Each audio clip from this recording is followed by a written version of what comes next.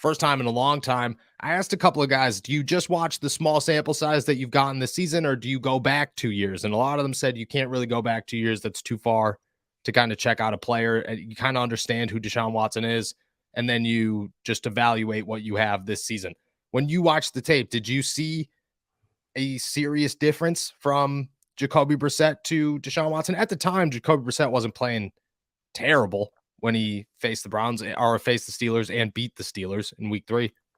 No, he played really well against the Steelers in week 3. I mean, there was a lot of good reps. I mean, just going back to that game, I didn't watch too much of the offense stuff because I feel like the Steelers are different on offense now, a little bit different on offense now, and different quarterback.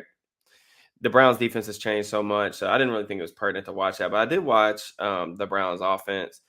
Brissett was really good that night. He was really accurate. But the Steelers had a lot of trouble stopping the run. They had trouble containing Amari Cooper. That was when Ahkello Witherspoon was kind of still being like the number one guy to kind of match up with him, and he really struggled that night. So that is going to be very different. Like in terms of like stylistic differences, Jacoby is a like throwback type pocket passer with a good arm who doesn't really want to do too much out of structure. He's not a guy that wants to move a ton. He wants to hang in the pocket and throw.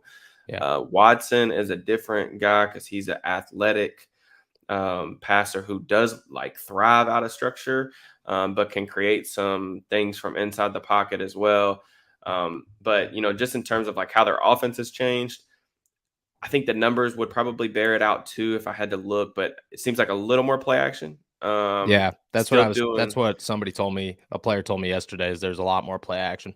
Yeah, a little more play action. And then just like there's been times where they noticeably tried to get him out on the edge too. And you're not going to be able to do that with a guy like Brissett. So getting him on the move and having him, just outside the pocket has yielded some decent results. Watson looks really rusty to me. I mean, he looks like a guy that hasn't played football in two years. And the quarterback position, we talk about this a lot on the draft podcast too, but the quarterback position is such a timing-based position. Split seconds really matter a ton in the league because the windows are a lot smaller. And Watson's a little bit of a chaotic quarterback anyway. Like he really likes to play out of structure. He sometimes invites pressure. His pocket navigation can get a little murky from time to time.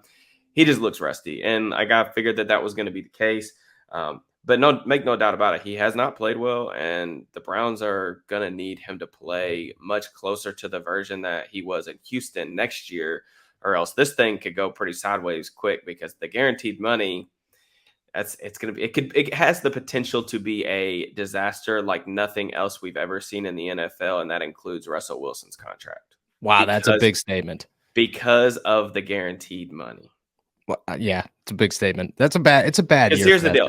Here's the deal. And I've listened to podcasts about, and I'm not a huge podcast guy. It says the podcast co-host, but I've listened to podcasts. Host of 2 podcasts. Let me get that. Yeah. I've listened to people talk about the Russell Wilson situation because it's fascinating to me. It really is. The situation that Denver's got going on, it's one of the more interesting storylines. But you can get out of Russell Wilson's contract, right? Like, if they wanted to move on next week or a couple weeks from now when when the league year opens, for like $100 million dead money. Yeah. Obviously a ton of dead money. Dead money, but it's not talking 250. Double that. Yes, we are talking double that for Watson. Yeah. So like I said, potentially catastrophic, like organizational sinking cost type of stuff that gets everyone in the organization fired. There's a lot hanging on the balance of that dude's shoulders.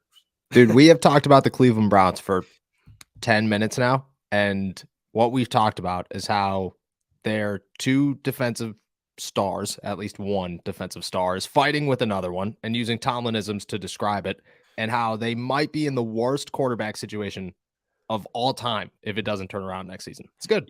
It's a good time to be Browns. And I'm just trying to keep a level head about it. I am not to the point where I am extremely worried about Watson. I was going to say, do you think he turns it around next year? Like, do you think he's showing enough that you're like, or has shown enough in the past that you're like, Watson, it can still be a difference maker. I mean, he's Yeah. still young.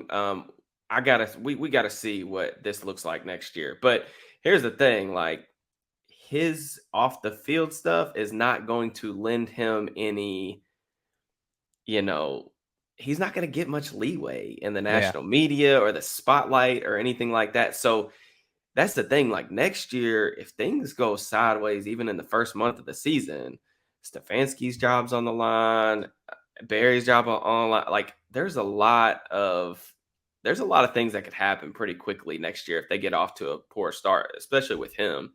So